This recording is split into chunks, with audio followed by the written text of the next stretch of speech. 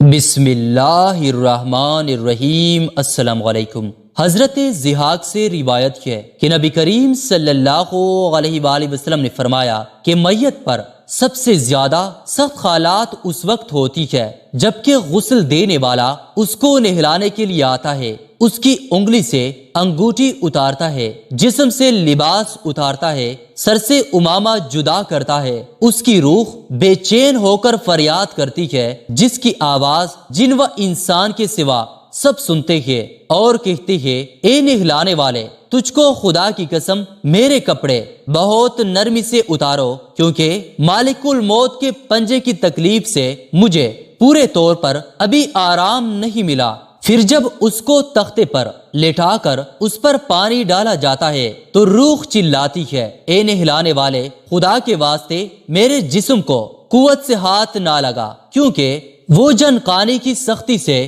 زخمی اور چور چور ہو رہا ہے۔ پھر جب نہلا کر اس کو کفناتے ہیں اور پاؤں کی طرف سے باندھ دیتے ہیں تو روح کہتی ہے اے غسل دینے والے، خدا کے لیے ابھی سر کی طرف سے میرے کفن میں گراہ نہ لگا، تاکہ میرے بیوی بچے اور تمام رشتہ دار دنیا میں آخری بار میری صورت دیکھ لے، کیونکہ آج میں ان سے بچڑ رہا ہوں اور اب قیامت تک میری صورت نہیں دیکھیں گے۔ پھر جب اس کا جنازہ تیار کر کے گھر سے باہر نکالا جاتا ہے تو روح پکارتی ہے اے جنازہ اٹھانے والو، خدا کے واسطے ابھی جلدی نہ کرنا، تاکہ میں اپنے بال بچوں اور عزیز و اقارب سے رخصت ہو لوں۔ اے جنازہ اٹھانے والو، میں اپنی اولاد کو آج یتیم اور بیویوں کو بیوہ چھوڑے جاتا ہوں، خدا کے لیے میرے بعد ان کو تکلیف نہ دینا، میں اپنا گھر اور مال و اسباب دوسروں کے لیے چھوڑے جاتا ہوں،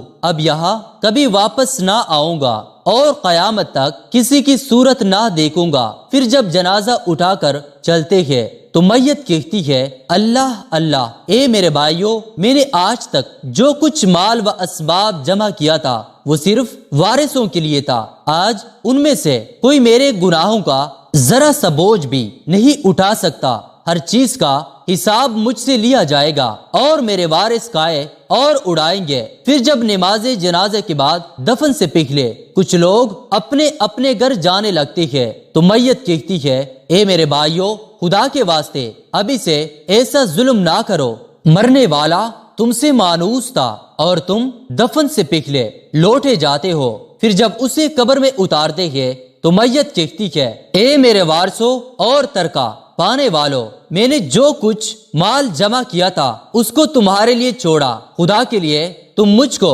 دعائے خیر اور فاتحہ سے بھلا نہ دینا۔ بزرگوں کا قول ہے کہ آخرت کی منزلوں میں سے قبر پہلی منزل ہے، اگر اس منزل میں نجات پائے تو اس کے بعد کی منزلیں بہت آسان ہے، اور اگر یہاں عذاب میں مبتلا ہوا تو آگے چل کر اس سے زیادہ سختی ہوگی۔ حدیث شریف میں ہے کہ مردہ قبر میں ایسا ہے جیسے کوئی شخص پانی میں ڈوب رہا ہو اور مدد کے لیے فریاد کرتا ہو۔ مردہ ہر وقت اپنے ماں باپ، بھائی بہن یا اولاد اور دوست وغیرہ اپنے پسماندگان سے دعائے خیر اور فاتحہ کا منتظر رہتا ہے۔ جب اس کو اس کے پسماندگان کی طرف سے کوئی تحفہ ثواب پہنچتا ہے تو وہ اس کے لیے تمام دنیا اور جو کچھ دنیا میں ہے سے محبوب و مرغوب ہوتا ہے، اور اللہ تعالیٰ اس کے رشتہ داروں کی دعائے خیر کے ثواب کو قبرستان والوں پر پہاڑ کے برابر داخل فرماتا ہے۔ موت ایک دروازہ ہے جس میں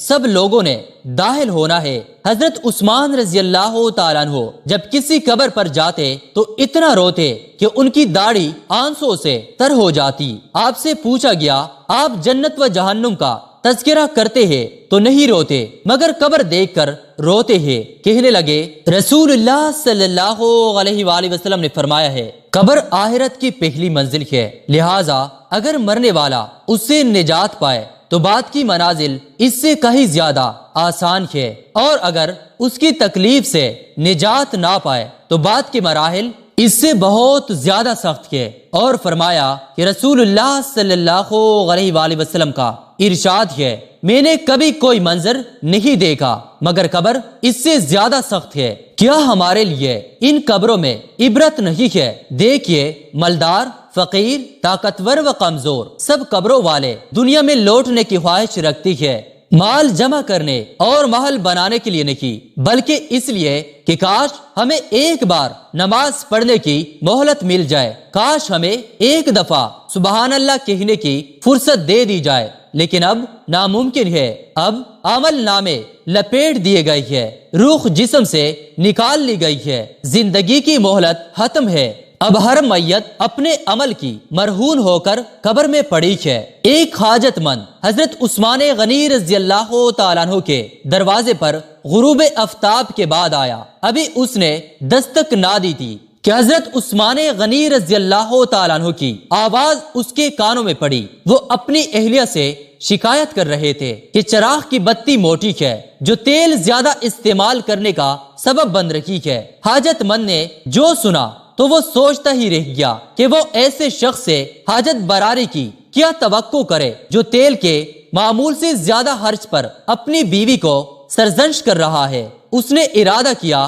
کہ حاجت بیان کر دیکھوں، شاید میری کچھ امداد ہی کر دے۔ دستک سن کر حضرت عثمان غنی رضی اللہ تعالیٰ عنہ باہر آئے۔ حاجت مند نے اپنی حاجت بیان کی اور لہجے میں زیادہ زور دیتے ہوئے کہا کہ ضرورت کچھ زیادہ ہی ہے۔ حضرت عثمان غنی رضی اللہ تعالیٰ عنہ نے اس شخص کا ہاتھ تاما، بستی سے باہر لے گئے جہاں آپ کا سامان تجارت بڑی تعداد میں رکھا ہوا تھا۔ فرمایا یہ سب تیری نظر ہے، کیا اس سے تمہاری ضرورت پوری ہو جائے گی؟ وہ شخص حیران ہکا بکا دیکھتا رہ گیا۔ چنانچہ اس نے عرض کیا، حضرت یہ سب کچھ میری ضرورت سے زیادہ ہے۔ امیر المؤمنین نے فرمایا مجھے خوشی ہے کہ تمہاری ضرورت سے کم رکھی۔ اس شخص نے کہا اے حضرت ایک بات بتائیے، چراغ کی بتی قدرے موٹی ہو جانے پر آپ اپنی زوجہ محترمہ کو سرزنش کر رہے تھے، حالانکہ اس قدر روشنی رکھنے میں شاید صرف 1 درہم تیل استعمال نہ ہوتا ہو